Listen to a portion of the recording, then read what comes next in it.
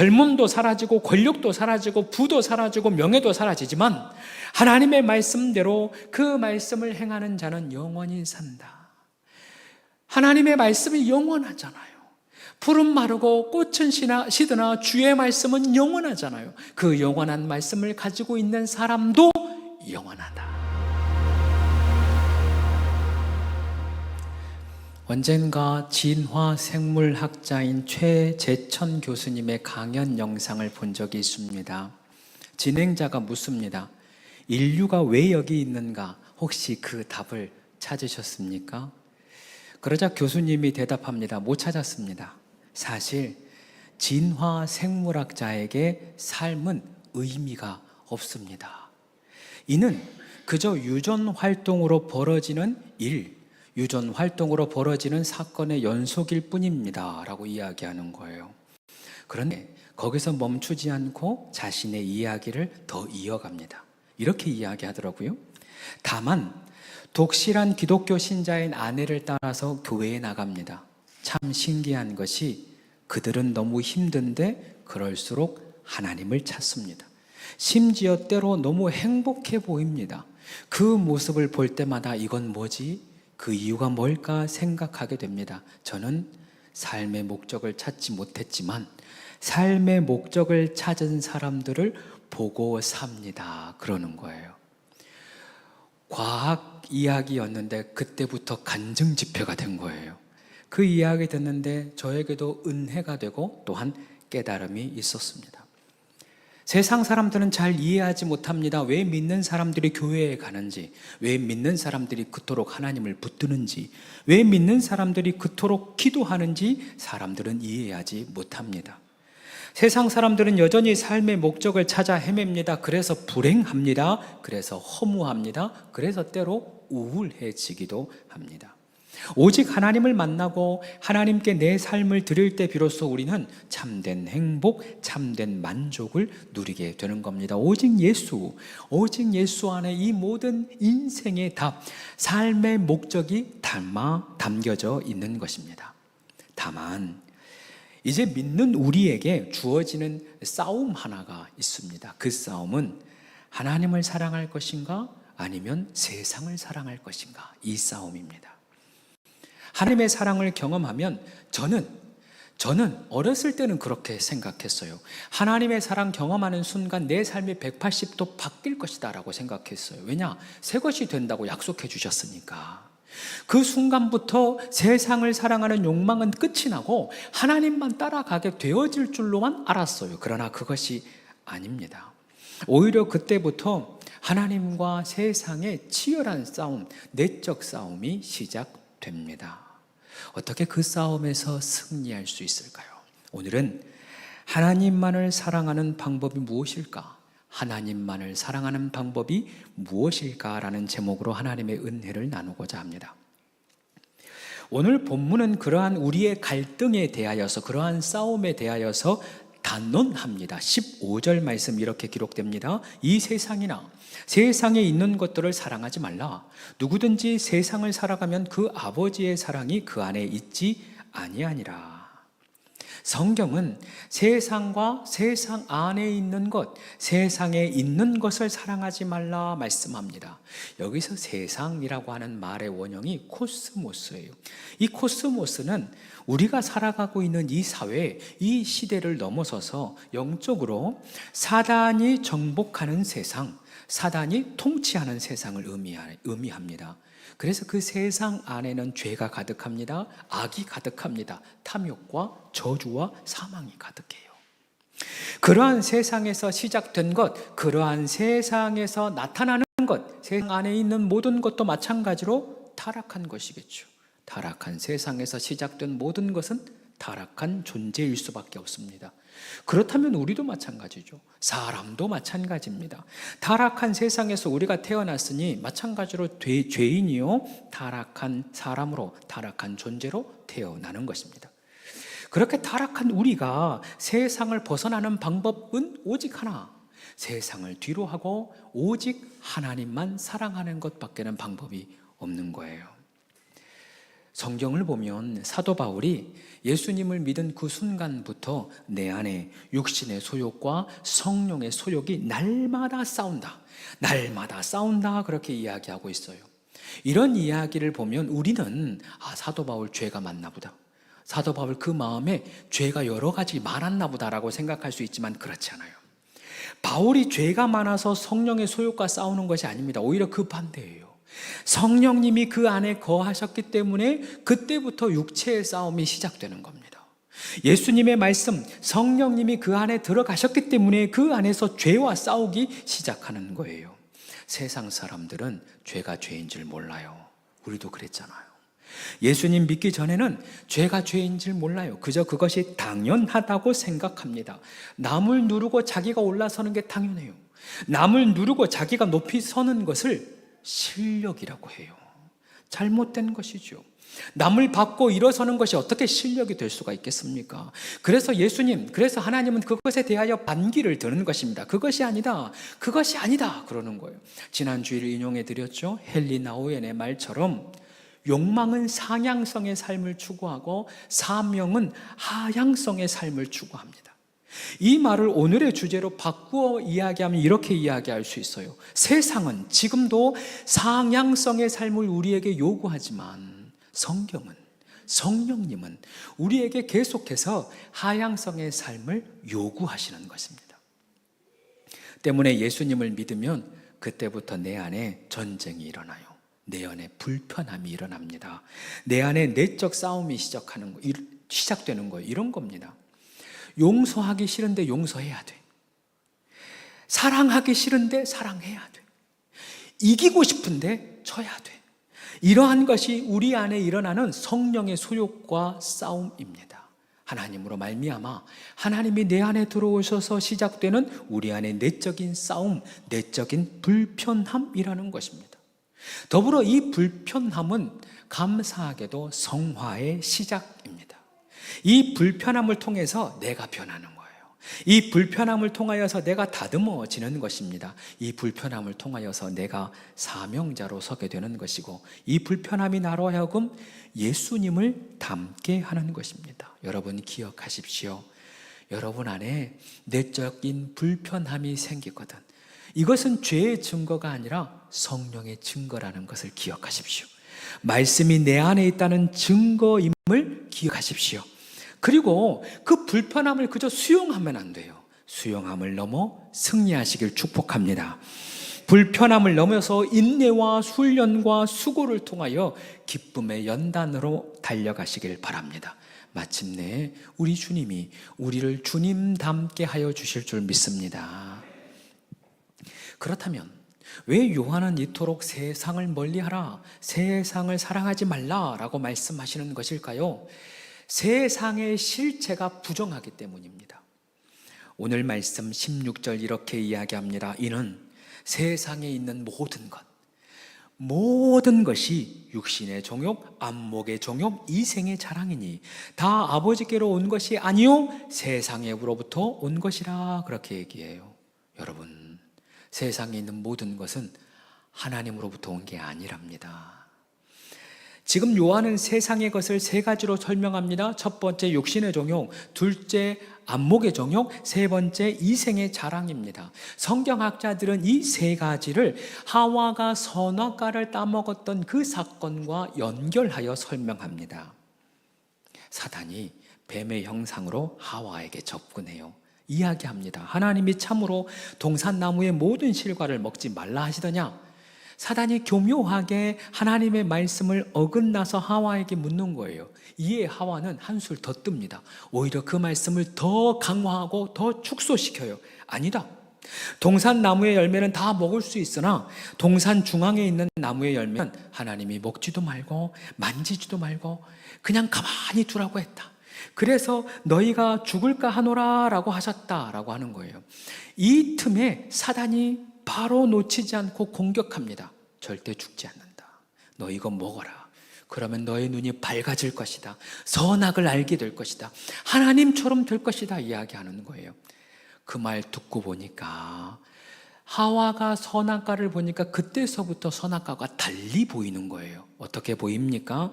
여자가 그 나무를 본즉 먹음직도 하고 보암직도 하고 지혜롭게 할 만큼 탐스럽게 한다라고 하는 거예요. 보십시오.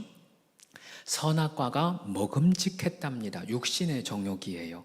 가지고 싶은 욕구, 먹고 싶은 욕구, 취하고 싶은 욕구가 생겨난 겁니다.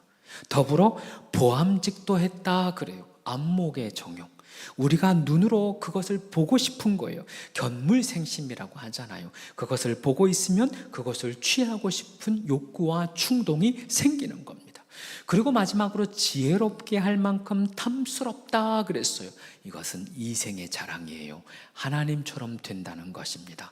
높아지고 싶다라는 거예요. 이러한 관점으로 예수님의 시험을 마찬가지로 생각해 보면 또 딱 맞아요.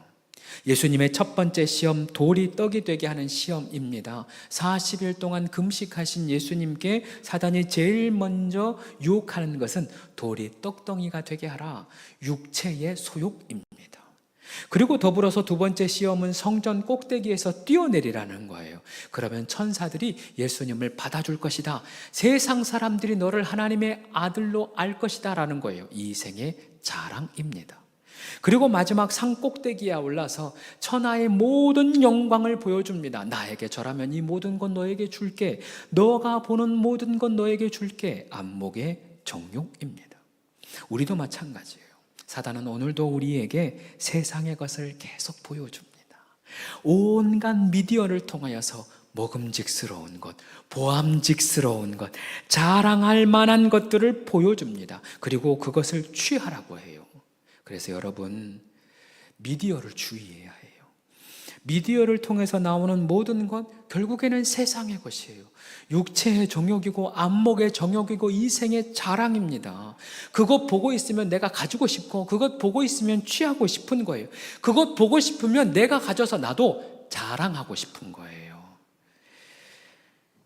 여러분, 사단으로부터 온 것을 멀리 하시길 바랍니다. 세상의 것을 단절하시기를 바랍니다.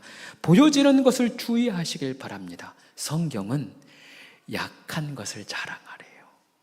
부족한 것을 자랑하래요. 없는 것을 자랑하래요. 여러분, 우리 모두가 있는 것은 버리고 없는 것 자랑하는 사람 되기를 축복합니다. 약한 것을 드러내는 우리가 되어지기를 축복합니다. 부족함으로 말미암아 하나님의 영광을 드러내는 우리 모두가 되기를 축복합니다. 이와 같이 성경은 세상을 사랑하지 말고 하나님을 사랑하라 명령합니다. 자, 그렇다면 하나님 사랑한다는 것은 어떤 것일까? 얼마 전에 한 요리 경연 프로그램에 축구 선수 이동국 씨가 나왔어요. 그곳에서 자신의 신세를 한탄하더라고요. 이런 이야기예요. 자신이 운동할 때는 자신이 먹고 싶은 것 위주로 아내가 만들어줬대요. 그런데 이제 자기가 은퇴하고 자녀들이 운동을 하기 시작하니까 이제는 자녀들이 먹고 싶은 걸 해준대요. 자기가 먹고 싶은 것은 하나씩 하나씩 줄더니 아이들 먹고 싶은 것만 차려주는 거예요. 그것이 너무 억울하대요. 그게 너무 서럽대요. 여기에 보니까 몇 명 있어요. 그런데 이게 바로 사랑의 표현이라고 하는 거예요. 내가 먹고 싶은 것이 아니라 타인이 먹고 싶은 걸 해주는 것. 내가 갖고 싶은 것이 아니라 타인이 하고 싶은 것을 내가 해주는 것이 사랑이에요. 그래서 부부 상담학에서는 부부가 서로 사랑하기 위해서 한 가지만 기억하면 된답니다. 상대방이 싫어하는 것 하지 말고 상대방이 원하는 것을 하라는 거예요. 다시, 상대방이 싫어하는 것을 하지 않고 상대방이 원하는 것을 해주는 것. 즉, 다시 말해, 상대방을 나의 요구에 맞추려고 하는 것이 아니라 상대방에게 나를 맞추어 가는 것입니다. 이것이 사랑이라는 거예요. 그런데 이 사랑이 영적인 것과도 똑같이 이어집니다. 하나님 사랑한다는 것이 무엇입니까? 내가 하고 싶은 것을 하는 것이 아니라 하나님이 원하시는 것을 하는 거예요. 하나님 사랑하는 것이 무엇입니까? 내 뜻대로 살아가는 것이 아니라 하나님의 뜻대로 살아가는 것. 그게 하나님을 사랑하는 삶이라는 것입니다. 그래서 성경이 중요해요. 성경 말씀 안에 하나님이 원하시는 것이 담겨져 있어요. 하나님이 싫어하는 것이 담겨져 있어요. 하나님이 하지 말라고 하는 것이 성경 안에 있고 하나님이 원하시는 것이 성경 안에 있는 것입니다. 그래서 말씀을 통하여 하나님이 싫어하는 것을 내 안에서 끊어내고 하나님이 원하시는 것을 내 삶에서 하나씩 하나씩 해가는 거예요. 그게 주님 사랑하는 삶이라는 것입니다. 예수님이 이 말씀을 그대로 하십니다. 요한복음 14장 21절, 나의 계명을 가지고 지키는 자라야 나를 사랑하는 자니, 나를 사랑하는 자는 내 아버지께 사랑을 받을 것이요 나도 그를 사랑하며 그에게 나를 나타내리라 말씀하셨어요. 그래서 이 말씀 가지고 옛 목사님들이 농담하시더라고. 동물 중에 하나님 말씀 제일 잘 지키는 동물이 자라래. 나의 계명을 가지고 지키는 자라. 지금은 비웃지만 집에 가면 계속 생각날 거예요, 여러분. 우리 주님이 주님의 계명, 주님의 말씀을 가지고 지키는 그 사람이 주님 사랑하는 사람이다라고 말씀하시는 거예요. 그것이 주님을 사랑하는 것이고 또한 그로 말미암아 그 사람에게 하나님이 자신을 드러내시고 그 사람에게 자신의 사랑을 부어주신다라는 것입니다. 왜 우리가 하나님의 사랑을 못 누립니까? 내가 말씀대로 살아가지 못하기 때문입니다.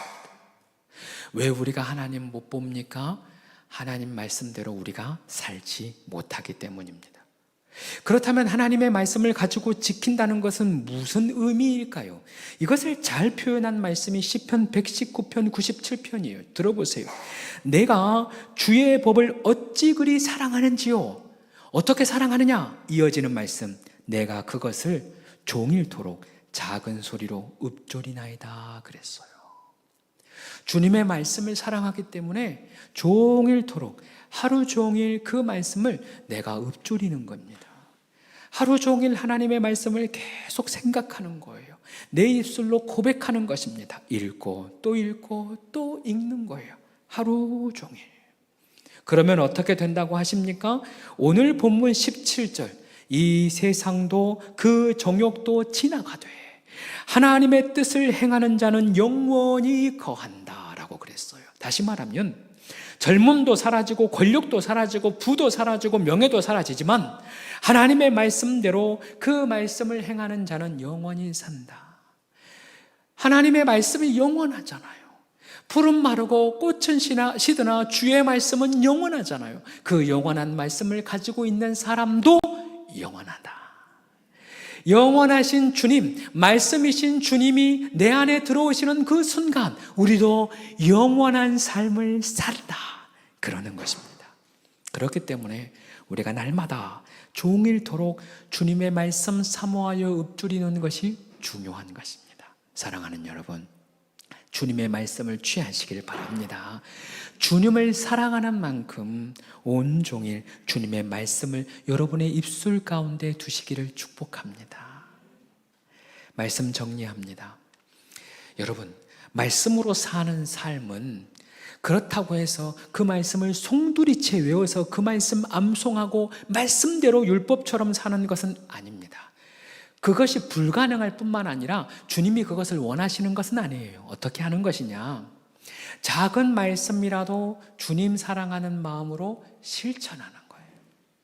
실패하더라도 작은 말씀 붙들고 그 말씀을 살아내 보려고 노력하는 겁니다. 그러면 주님이 우리 마음의 중심을 보시고 그것을 기뻐하는 것입니다. 언젠가 말씀드렸잖아요. 달란트 여러 가지 가지고 있어도 그것 사용하지 않으면 아무 의미가 없듯이 하나님의 말씀 내 안에 담겨지면 그 귀중한 말씀 내가 실천하면 열매는 주님이 주시는 것입니다. 열매는 하나님께서 채워주시는 것입니다. 그런 의미에서 오늘 말씀을 가만히 묵상하면서 소원이라고 하는 찬양이 제 삶 속에서 마음속에서 계속 떠오르는 거예요.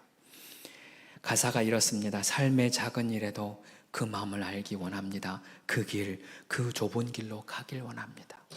내 작음을 알고 하나님의 크심을 알며 소망, 그 깊은 길로 가기 원합니다. 그러는 거예요. 다시 말씀드립니다. 세상은 명예의 길, 큰 길, 높은 길로 가길 원하지만 주님은 좁은 길, 깊은 길로 우리를 초대합니다. 그리고 마지막 그 찬양이 하는 거예요. 내가 노래하듯이 또 내가 얘기하듯이 살길. 난 그렇게 죽기 원하네. 삶의 한 소리라도 그분을 담기 원하네. 사랑. 여기에서의 높은 길은 사랑의 높은 길, 세상의 높은 길이 아니라 사랑. 그 높은 길로 가기 원하네. 그렇게 노래합니다. 내 삶의 한 절, 그러니까 말씀의 한 절을 살아내고 또 말씀의 한 절을 살아내면 내 삶이 말씀의 노래가 되는 거예요. 내가 어떻게든 말씀 한 구절, 한 절, 한 절을 살아내면 우리의 삶이 말씀 한 장이 되는 것이고 우리의 인생이 말씀 한 권이 되는 것입니다. 할렐루야. 그렇게 살아가다 보면 우리 주님이 우리의 삶을 말씀으로 새겨낸 삶으로 바꾸어 낼 것입니다. 쉽지 않아요. 어렵습니다. 그러나 다시 말씀드립니다. 우리가 시작하면 됩니다. 한 절을 붙들고 살아내면 됩니다. 삶의 한 절, 말씀 한 절을 살아내면 우리의 삶에는 말씀의 열매, 하나님의 사랑이 충만히 부어지게 될 것입니다. 그래서 우리가 노래하려고 하는 거예요. 방금 이 찬양의 고백입니다. 삶의 작은 일에도 그 마음을 알기 원합니다. 그 길, 그 좁은 길을 가길 원합니다.